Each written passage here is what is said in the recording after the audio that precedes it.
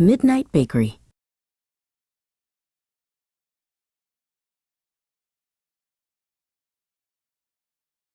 Minjin dragged her feet along the pavement, the weight of her unfinished architecture project pressing down on her more than the heavy backpack. The city was a blur of neon and noise, a stark contrast to the quiet emptiness she felt inside. Another all-nighter, another deadline looming. All she wanted was a moment of peace. Drawn down a narrow, unfamiliar alley by a warm, golden light, she stopped. Tucked between two old brick buildings was a small shop she'd never seen before. A simple wooden sign hung above the door, the words, "Midnight Bakery," glowing softly in the darkness. It smelled of cinnamon and something sweet, something like a forgotten memory. Pushing the door open, a small bell chimed. The air inside was warm and thick with the scent of sugar and spice. Behind a counter laden with beautiful, strange pastries, a boy with flour dusting his apron looked up. He didn't seem surprised to see her. "Welcome," he said, his voice as soft as the low light. "You look tired," he observed gently, his eyes kind. "What have you been dreaming of?"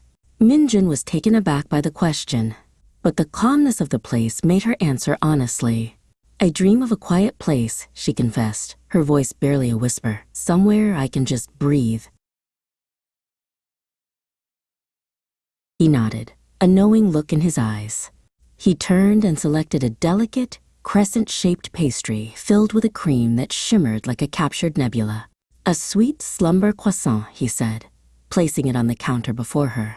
"For quiet dreams." Minjin took a bite. It tasted of lavender, honey, and a profound sense of calm.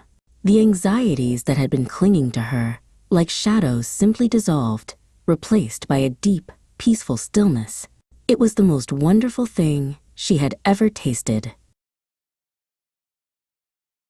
She opened her eyes and looked at the baker, who was watching her with a small, gentle smile. In that quiet moment, surrounded by the warm glow of the bakery, she felt seen, not as a stressed student, but just as herself. A blush crept up her cheeks. "How?" she started to ask, her voice full of wonder. "I just bake what people need," he explained simply, wiping a smudge of flour from the counter. "I listen to their dreams and try to give them a taste of peace."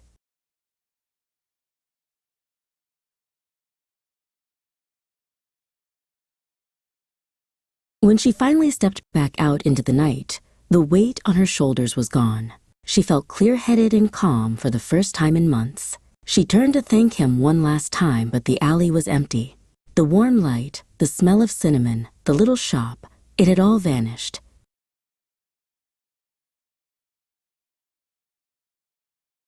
The next night, after her classes, Minjin found herself walking towards the same alley. She wasn't sure if it had been real, but the memory of the taste and the baker's kind eyes was undeniable.